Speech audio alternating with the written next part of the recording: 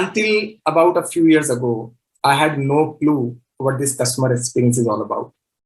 In my multiple roles at Tata Consultancy Services, my job was all about technology and data.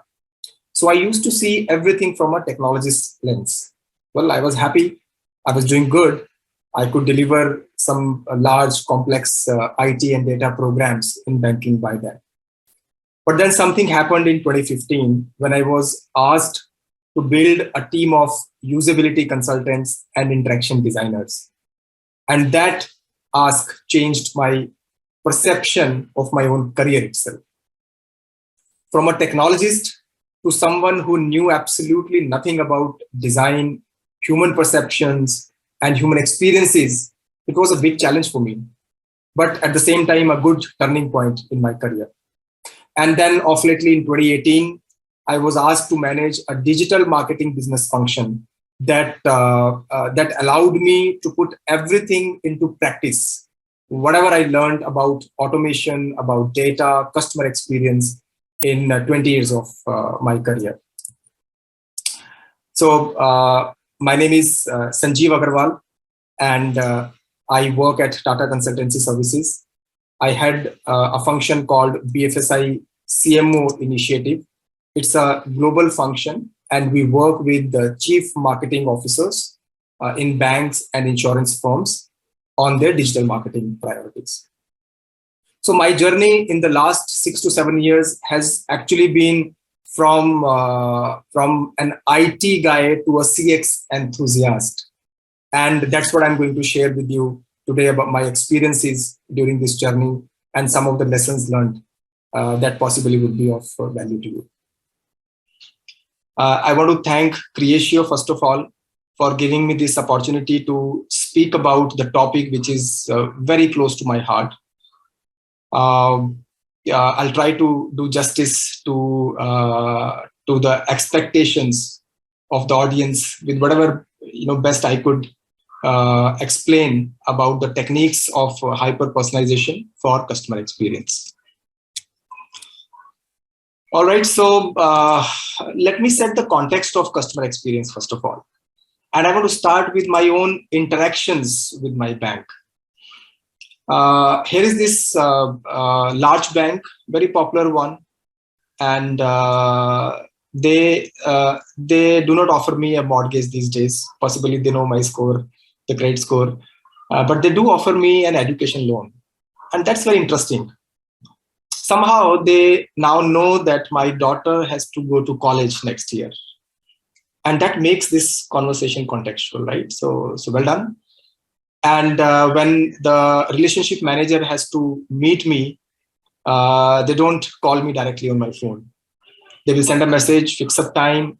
That's another good point. They appreciate my preferred channel, and they also know my preferences, right? So that's another good job. So these are the touch points that they did pretty well. Of course, privacy can be debatable, a bit intrusive about my daughter, but it's okay. At times, customers can manage sharing some of the details for the sake of our own experiences. Interesting thing happened when I called their customer care. Now, I had some issue I had to deal with, and I called them, and I was explaining my issue, and the person on the other side, they were having this conversation absolutely by the book, as if they are just reading the script, and that didn't work well. So and typically that's a deal breaker for quite a few of us, right? Now, if you look at the overall experience that my bank is giving to me, there are different channels. I use their mobile app. I use telephony. I call their call centers. They send me emails. So these are the touch points, and they are doing pretty well. But possibly the experience across the channels is not consistent. So that means they got to work on their customer care center, right? Who can be more contextual to me. So that's the experience I had with my bank. I thought would be relevant to start with. I think quite a few banks are in the same state. Of course, the maturity can be different, but you and me can relate to these conversations. So, I'll say that our behavior is changing. The customer behavior is changing very fast. Unfortunately, the loyalty is decreasing equally that fast, right? Now even governments are promoting financial portability like the mobile portability. So how do you take care of your customers then? Well, enough case studies are now talking about the brand experience that can enable a transition from a satisfied customer to an emotionally connected customer. I was going through a research on financial services firms. They said that emotionally connected customers exhibit less price sensitivity, higher brand advocacy, and much higher customer lifetime value. We all know retaining a customer is much easier than acquiring a new customer, right? So why experience is, I think, a no-brainer now. Being a human, we give more importance to our perceptions than anything else. We are happy to pay a premium to our service providers for being relevant to us and our needs. All right, so then what is it that we need to do so that our customers feel more connected with our brand and they stick to us? And more importantly, where to draw a limit on personalization, not to make it that intrusive as well. Okay, so I thought I'll be splitting this conversation into two parts. We will be talking about the elements of customer experience, and then we'll move to the levers of enabling that customer experience. So allow me a moment. It's a simple sequence, nothing great about the sequence itself. I thought of using it for giving a structure to our conversation. And another thing, you may hear a lot of marketing terms in my conversation, thanks to my current role. My invitation to you is to relate to it, to the job you are doing in your organization that is impacting your customer experience either directly or indirectly. All right. So coming back to ABCDE, I want to talk about people first. So A stands for actors.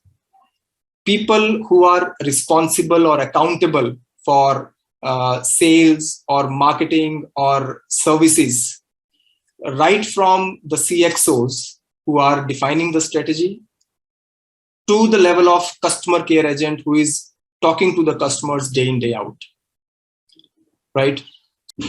Then number two, the brand itself, the organization itself. What is the vision of the brand, the values of the brand, and the promises of the brand, and how much you and me are aligned to those promises as the stakeholder of that brand, right? All right, so the next one is C, stands for customer. Who are your customers? How much you know about your customers, their demography, their persona, their intentions, preferences, actions, behaviors. What are they doing online? What are they doing offline? How much do you know about your customers?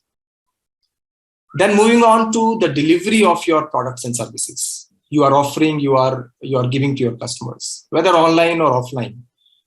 What are the channels that you have enabled for them? For example, for a mortgage customer, the buying journey is typically not fully digital, right? So there may be some dark funnel as well. So are you really sensitive about where are they buying it from? How are they buying it from? And are you addressing all those touch points or not? And last but not the least, the experience. What kind of experience you are giving to your customers across this journey at each and every touch point. So these are the elements I thought to put in perspective.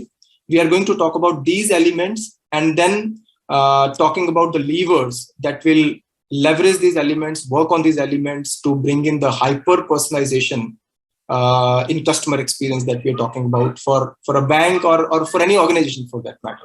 Of course, banks need to deal with a lot of regulations, compliance, but I'll try to keep it generic so that it is relevant to everybody who is joining us today.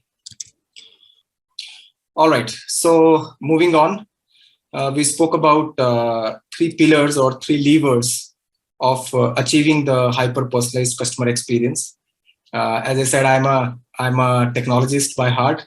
So I want to talk about data and technology first. And then, of course, we will go to the culture as well.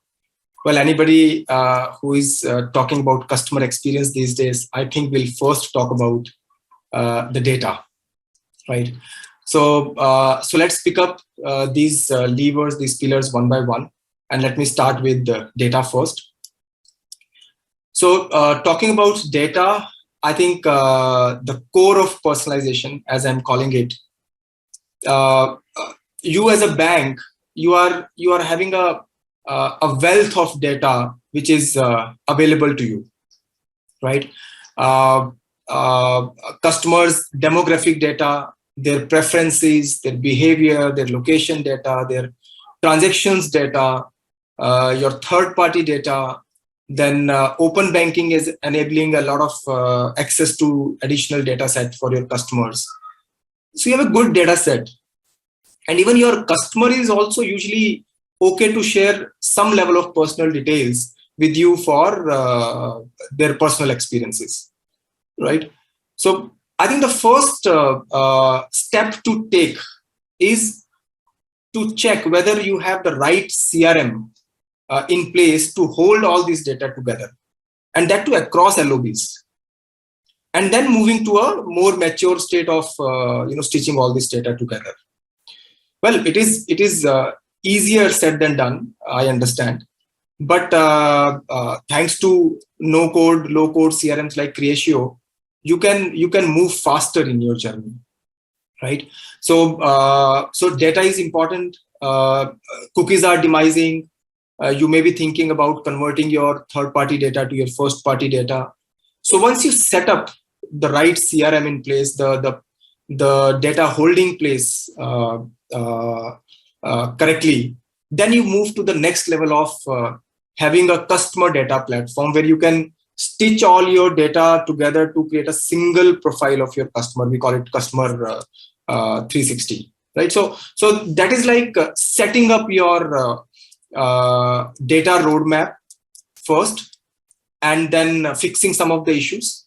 And once your data side is well managed, then you can actually move to what we call segmentation one-on-one, where you can leverage the power of that data to run your geo targeting campaigns. You can focus on specific areas around a specific branch, if you will, and you can leverage Google or Bing location or call extensions, map makers, so on and so forth. I mean, there are plenty of things you can do to hyper personalize your campaign for your new customer acquisition, let's say, right? And interestingly, I find that very surprising that not too many firms are leveraging location data in their acquisition strategy. Okay. So, and then moving on to, let's say, retention, cross-sell, upsell with the help of next best action frameworks. Your customer care can be more contextual in providing personalized offers real time to your clients when they are calling them. And this can help you move to the next level of what we wish these days, the segment of one. Then moving on, you have gathered a lot of data, you have run campaigns, so you can leverage the data by running your analytical model on top of data. My preference, my suggestion would be find your sweet spots first, your most valuable customers, and then put all your efforts and money on nurturing that segment first. And then go to finding their lookalikes, and then move to the next segment. And typically, that should be a logical sequence in my view. Of course, you can learn from your experiences. You can refine your models in this journey to enhance your effectiveness or and enhance your customer experience further. And lastly, but very important aspect I want to highlight is to take care of your consent from the customers. You must have an ethical data usage framework so that you do not get into compliance issues. And this is more important for the banks these days. All right, so talking about data, I can relate to one of our customers who is a North American bank. Sometime back, they were facing a similar challenge to understand the channel preferences of their customers so that they can be more contextual to them. So they had a lot of data available to them for utilization. We worked with their 5 years historical data, created a few forecasting models on top of that. And interestingly, the results we could derive was almost 95% accurate in predicting the customer preferences. So that was really an interesting outcome. All right. So this is about holistically about managing your data well and really working on the core of personalization first. Then I'll pick up the technology. Well, I'm a technologist. I speak to a lot of customers about their enterprise stack, their MarTech stack, and so on. I can tell you technology at times can be fascinating and overwhelming. While we leverage technology very well these days, but the major problem I see these days that quite a few banks are dealing with a legacy stack which is coming to an end, or underutilized stack, which they don't know how to leverage. So the first thing that we do when we go and meet our customers to really understand where they are in this technology journey. And I think the first and foremost important point from an automation standpoint is to fix this challenge. One example that comes to our mind when we spoke to them, of course, mix of legacy debt and underutilization of their stack, we could improve their service capability by almost 50%, and their branch NPS increased 3 times. So my suggestion would be rational. Do not keep buying technologies just for your immediate ease only. You got to rationalize your investments. And by the way, it is not only the CIO problem. The chief marketing officers, chief digital officers, risk officers, they are also investing equally into the technology, and they got to be sensitive about their investments.